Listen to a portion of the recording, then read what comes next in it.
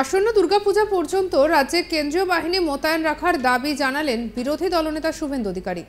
এ বিষয়ে কলকাতা হাইকোর্টের দৃষ্টি আকর্ষণ করবেন বলেও জানিয়েছেন তিনি। দক্ষিণ চব্বিশ পরগনা জেলায় আক্রান্ত বিজেপি কর্মীদের পাশে দাঁড়াতে সোমবার 10 জুন তিনি বারুইপুর এবং বিষ্ণুপুরে যান। ঘর ছাড়া এবং যারা হামলার শিকার হয়েছেন তাদের সঙ্গে কথা বলেন। সংবাদ মাধ্যমের মুখোমুখি হয়ে বিরোধী দলনেতা শুভেন্দু অধিকারী বলেন, তৃণমূল মধ্যযুগীয় বর্বরতা করেছে। বিজেপি কর্মীদের মিথ্যা মামলায় ফাঁসানোর পাশাপাশি জরিমানা করা হয়েছে। এছাড়া পানীয় জলের লাইন কাটা হচ্ছে, এমনকি বিদ্যুৎ সংযোগও বিচ্ছিন্ন করা হচ্ছে বলে অভিযোগ। বিজেপি কর্মীরা যাতে স্বাভাবিক জীবন যাপন করতে না পারেন তার জন্য সমস্ত ব্যবস্থা করা হচ্ছে বলে জানিয়েছেন শুভেন্দু অধিকারী। শুধু তাই নয়, এরই পাশাপাশি বিজেপি কর্মীদের দোকানে তালা লাগিয়ে দেওয়া হচ্ছে। যারা হকারি করতেন তাদেরকে তুলে দেওয়া হচ্ছে। অটো ও টোটো চালকদের অটো ও টোটো বন্ধ করে দেওয়া হচ্ছে। বিজেপি কর্মীদের ওপর হামলা নিয়ে ইতিমধ্যেই কলকাতা হাইকোর্টে মামলা করেছেন তিনি। বুধবার 12 জুন কলকাতা হাইকোর্টে এই মামলার শুনানি রয়েছে। আর তার আগে সমস্ত তথ্য প্রমাণ আদালতের কাছে পেশ করা হবে বলে জানিয়েছেন শুভেন্দু অধিকারী।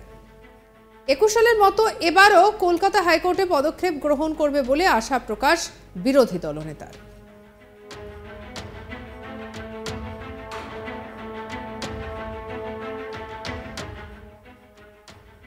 কি বলেছেন শুভেন্দু অধিকারী, শোনাবো আপনাদের। এরা চাইছে ভারতীয় জনতা পার্টির কর্মী সমর্থকদেরকে অর্থনৈতিকভাবে শেষ করে দিয়ে আত্মসমর্পণ, জরিমানা ধার্য করে আত্মসমর্পণ করাতে। সেই জন্য মধ্যযুগীয় বর্বরতার মতো করছে। জলের লাইন কাটছে, ইলেকট্রিকের আলো অফ করছে। একটা মানুষের যে লাইভলিহুড বলে, জীবন ধারণ, সেটা যাতে বন্ধ হয়ে যায়, বেছে বেছে বিজেপি সমর্থকদের দোকানগুলোতে তালা লাগাচ্ছে। হকার যারা বসেছে তুলে দিচ্ছে। টোটো অটো যারা চালায় লাইনে, টোটো অটো বন্ধ করছে। আর তার সঙ্গে মিথ্যা মামলা তো আছে। যেখানে তৃণমূল পারছে না, শক্তি নেই, শক্তি ভারতীয় জনতা পার্টির বেশি, সেখানে পুলিশকে দিয়ে মিথ্যা মামলা করে জেল খাটাচ্ছে, নইলে পুলিশ গিয়ে খুঁজতে যাচ্ছে। আমরা ভারতীয় জনতা পার্টি প্রত্যেকটি কর্মী যারা বিজেপি করতে গিয়ে পুনর্বার আক্রান্ত হলো, গত 4 বছরের মধ্যে 3 বার আক্রান্ত হয়েছে, 21-এ পঞ্চায়েত ভোটে, আবার নতুন করে, তাদের কাছে আমরা পৌঁছাচ্ছি। এর জন্য আমাদের বাড়তি প্রচারেরও দরকার নেই, আর কারো কাছ থেকে সার্টিফিকেটও দরকার নেই। আমি অন্তত বিরোধী দলনেতা হিসেবে আমার তো কাজ রয়েছে, এই মানুষগুলো বিরোধী দল করতে গিয়ে আক্রান্ত। বিরোধী দলের নেতার যে কাজ আছে আমি সেটা আমার সহকর্মীদের নিয়ে করার চেষ্টা করেছি। এবং আজকেও আমি কলকাতা হাইকোর্টে জনস্বার্থের মামলা করার জন্য মহামান্য প্রধান বিচারপতির কাছে আবেদন করেছিলাম। তিনি আবেদন গ্রহণ করেছেন এবং বুধবার দিন তিনি মামলা শুনবেন বলেছেন। আমি সমস্ত তথ্য রিপোর্ট যা হয়েছে প্রেস করব এবং আমি আশা করব 21 সালে কোর্ট যেমন এগিয়ে এসেছিল এবারেও এগিয়ে আসবে। ইলেকশন কমিশনকে ধন্যবাদ, তারা আগাম আশঙ্কা করে 15 দিন সেন্ট্রাল ফোর্স রেখেছিলেন 19 তারিখ পর্যন্ত। তো এখন যে পরিস্থিতি তৈরি হয়েছে তাতে আরও অন্তত দুর্গাপূজা পর্যন্ত সেন্ট্রাল ফোর্স এলাকায় থাকা দরকার বলে আমি মনে করি। এক্ষেত্রেও কোর্টের হস্তক্ষেপ আমি প্রার্থনা করি।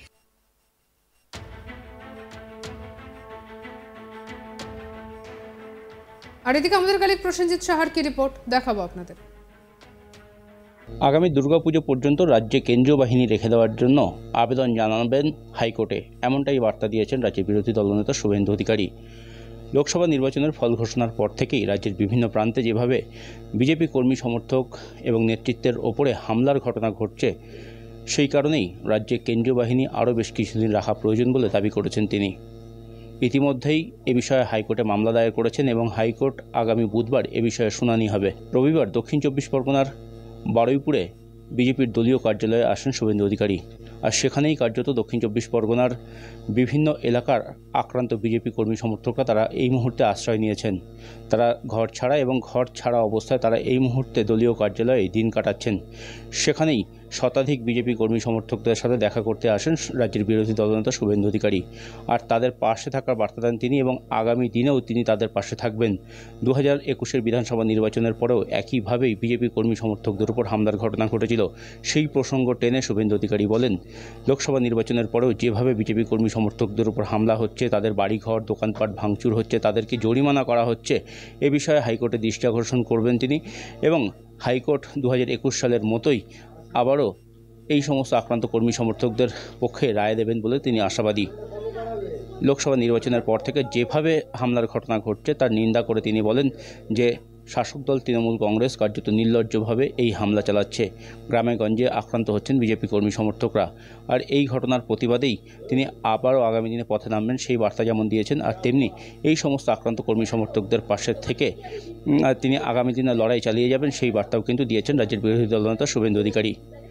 রবিবার দক্ষিণ 24 পরগনার বারুইপুর এবং বিষ্ণুপুর দু জায়গাতেই তিনি যান দলীয় কার্যালয় এবং সেখানে গিয়ে আক্রান্ত কর্মী সমর্থকদের সাথে কথাও বলেন।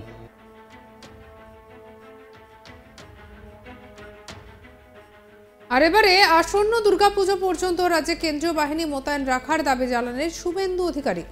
আর ইতিমধ্যেই তিনি বলছেন যে এই বিষয়ে কলকাতা হাইকোর্টের দৃষ্টি আকর্ষণ তিনি করবেন। দক্ষিণ 24 পরগনা জেলায় আক্রান্ত বিজেপি কর্মীদের পাশে দাঁড়াতে সোমবার 10 জুন তিনি বারুইপুর এবং বিষ্ণুপুরে যান।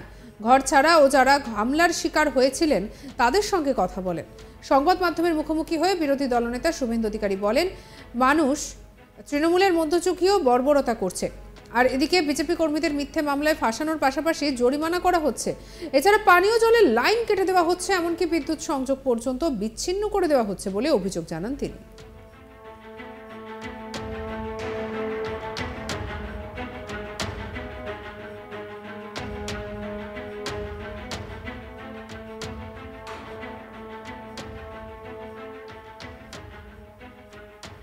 বিজেপি কর্মীরা যাতে স্বাভাবিক জীবন যাপন করতে না পারেন তার সমস্ত ব্যবস্থা করা হচ্ছে বলে জানিয়েছেন শুভেন্দু অধিকারী।